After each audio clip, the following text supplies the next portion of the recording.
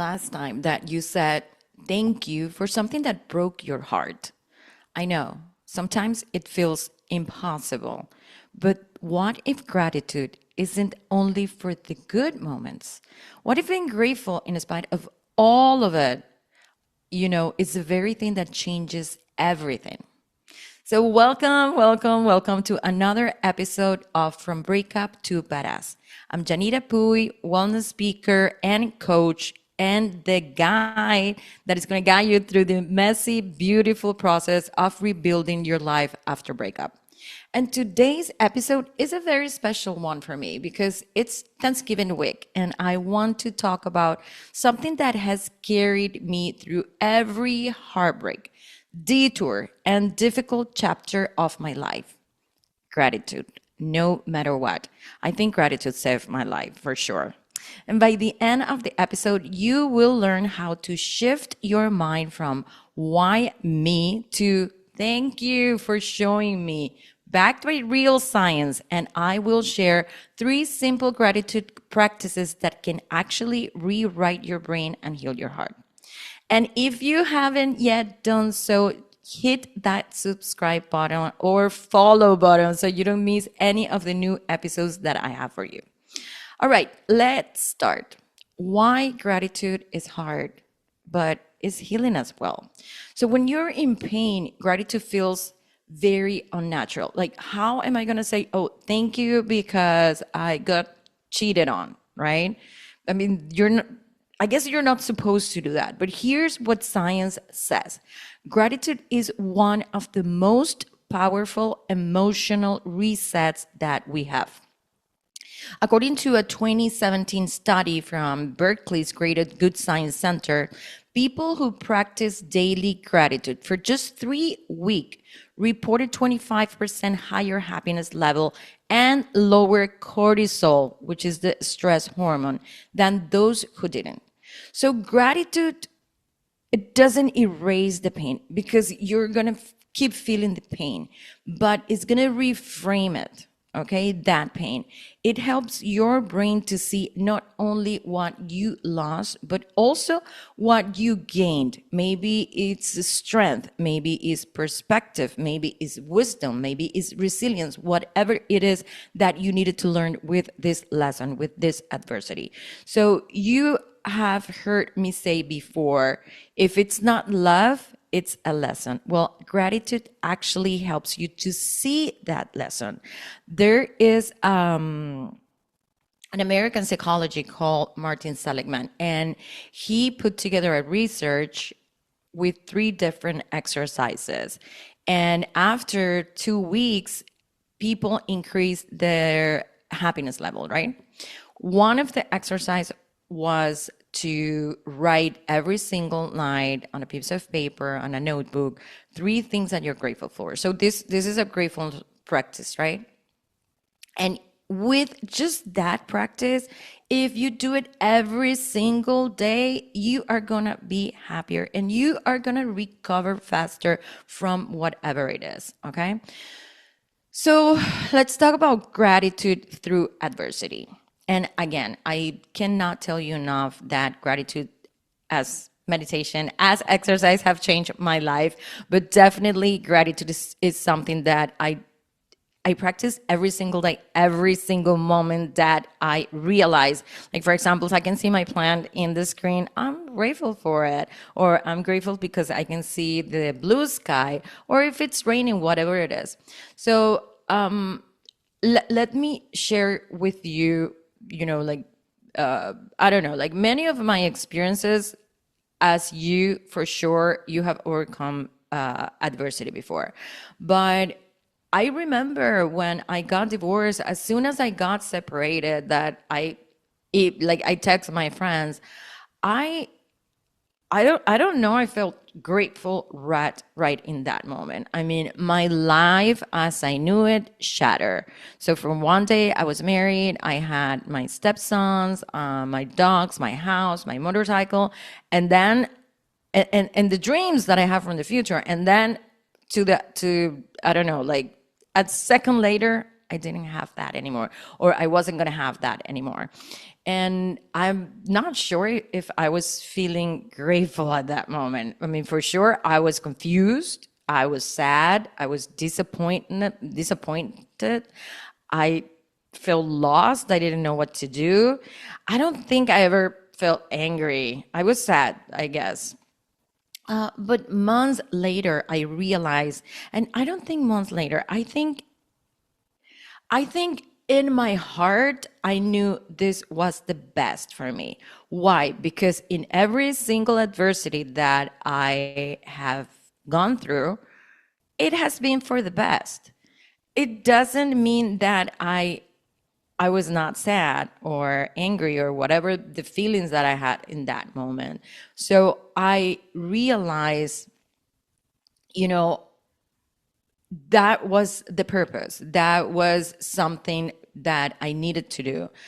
And I remember after a year, maybe I have talked about this experience, but after a year that I got separated, I came back to the United States, and I was just in a place like this. I was in another part of my house with a microphone, and I was doing a talk to the women in Winnet jail, right? And I was giving a talk of the things that you can do inside prison and outside, because they were part of the reentry program.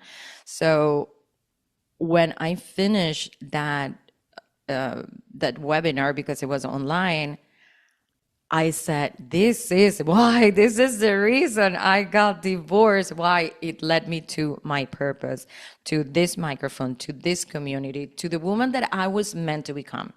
And that's the paradox, right? We don't need to be thankful for the pain. I mean, nobody wants to have pain, right? But we can be thankful through it.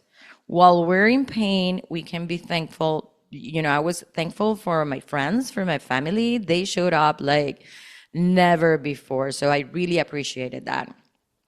So according to research published in Frontiers of Psychology in 2020, people who practice gratitude during stressful times or events show stronger emotional resilience and faster psychological recovery from stress responses. So if we practice gratitude during the moment that you're in, and I'm not sure what is it, and if you want to comment, that would be great.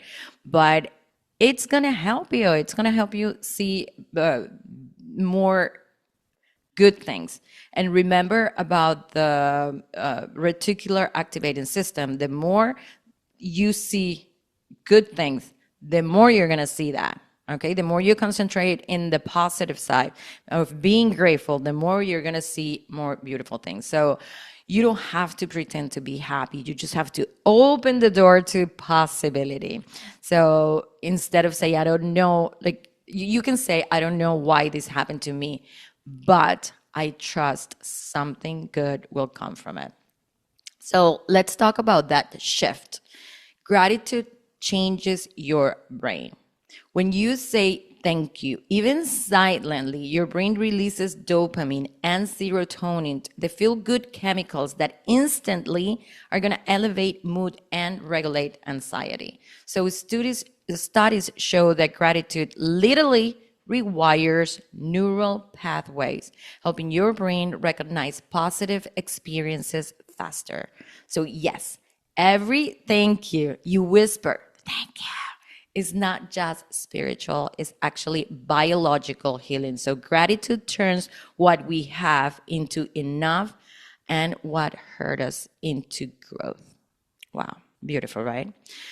Okay, what can we do to be more grateful, especially this week, or especially let's start this week, because we should be feeling grateful every single day. So one of the things that you can do is the gratitude in disguise list. So this is beautiful. Write 3 things, and maybe think about it while I'm talking about the exercise.